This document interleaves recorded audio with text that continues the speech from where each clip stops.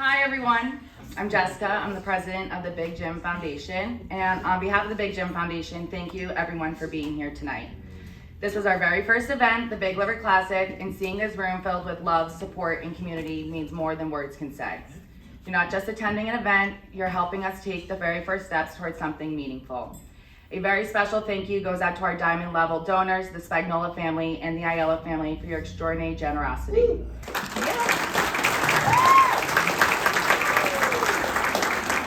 And to our silver sponsors, whole sponsors, raffle donors, and volunteers, thank you for showing up and making tonight possible. The Big Jim Foundation was created in memory of my dad, Jim Schicke, who bravely fought glioblastoma for 9 months until March 14, 2024. My dad was the strongest man I've ever known, physically, mentally, and emotionally. He showed up for everyone. He made people feel seen, valued, and cared for. When he got sick, our whole world flipped upside down. This disease doesn't just affect one person, it consumes a family. It brings financial stress, emotional exhaustion, an overwhelming sense of helplessness. One moment changed everything for us. My dad had just come home from brain surgery. It was just Jake and me home when we heard a crash. He had fallen, and as big and as strong as he was, we couldn't lift him. And for the first time, our dad, our protector, looked up at us and said, "We need help." It showed us how fast this disease moves. It strips away the strength, independence, and even identity.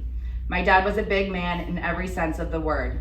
He never asked for help, but that day he had to. It broke us, it humbled us, and it taught us something powerful. Even the strongest need help, and asking for it, well, that takes courage too. That moment planted the seed for this foundation because we knew no one should face that kind of pain alone. Our mission is simple: to ease the load for families battling glioblastoma. Whether it's helping pay a bill, making sure there's food on the table, covering transportation, or just being a source of emotional support, we want to show for people when life gets too heavy to carry alone. And I'm proud to say the Big Jim Foundation is already making an impact. And tonight, it's my honor to recognize the very first family we were able to help, Jackie and Miranda Monroe. We connected with them through a close friend right here in town. Their loved one, Lou, was in the middle of his fight when we met. And just 1 month later, on April 16th, he passed away.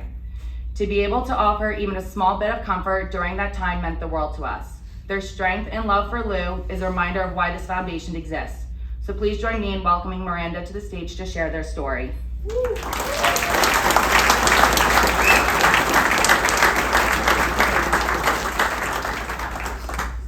Hi everyone, as Jess said, my name is Miranda and we're here tonight in honor of my father, Louis.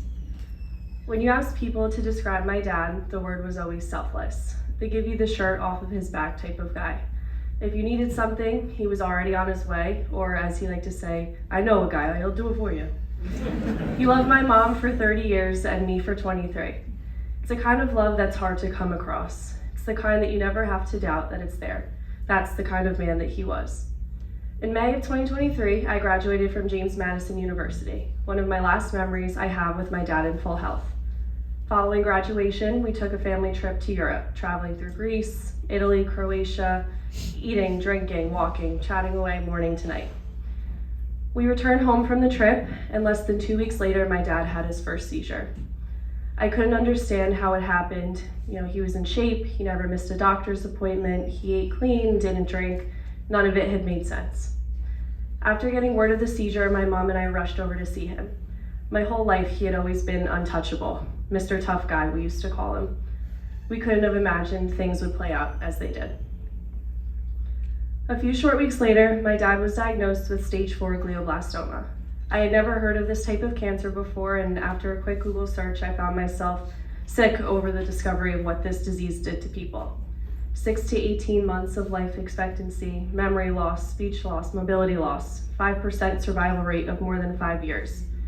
It's hard to even wrap your head around how something this evil could happen to someone like the kindest man I've ever known.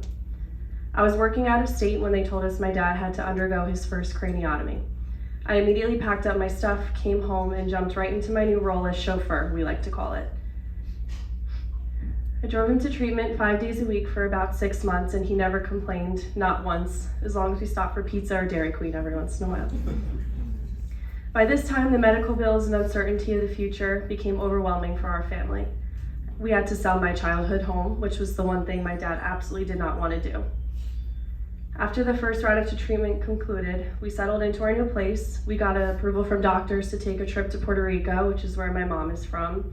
It was a bucket list wish for her to take him to the place that she grew up. Shortly after, my dad got permission to go back to work and everything finally felt like it would be okay again.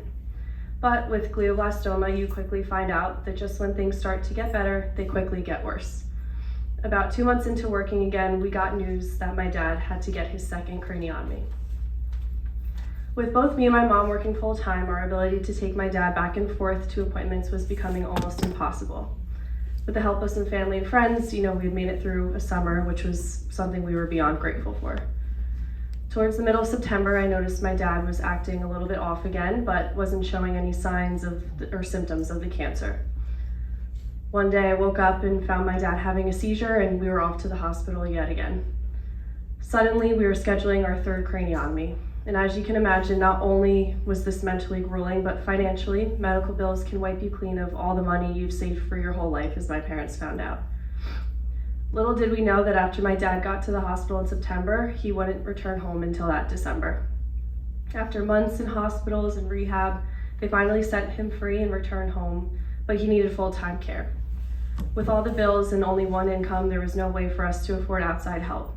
My mom sacrificed her whole life to become a full-time caretaker for him. When I started this speech, I talked about how selfless my dad was, but now I want to speak on my mom. She worked a full-time job, she cooked dinner every single night, and most importantly, she had to become a full-time caretaker. After my dad lost mobility, he was put on hospice care this past February. Each day, her job getting increasingly more difficult. For reference, my dad was 6'5" and about 220 before he got sick, and my mom is 5'1" and 95 pounds soaking wet. So with me gone from 7:30 to 6:30 every day, I couldn't be the help that I needed for her. All of this to say, the reason we're here today is because of the Big Jim Foundation.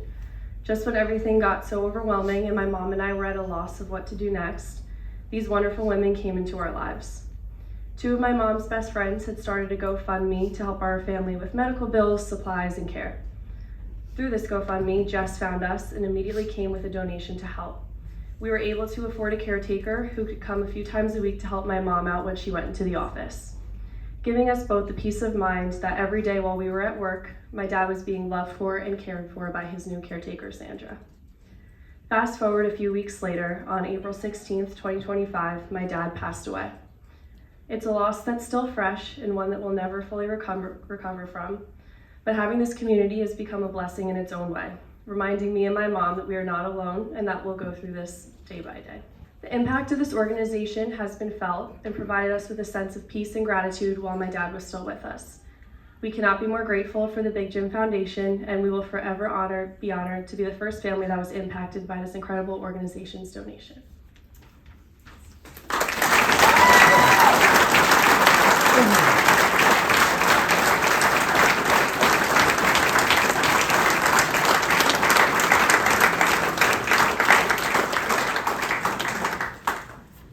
Well, thank you both for your courage and for allowing us to walk beside you.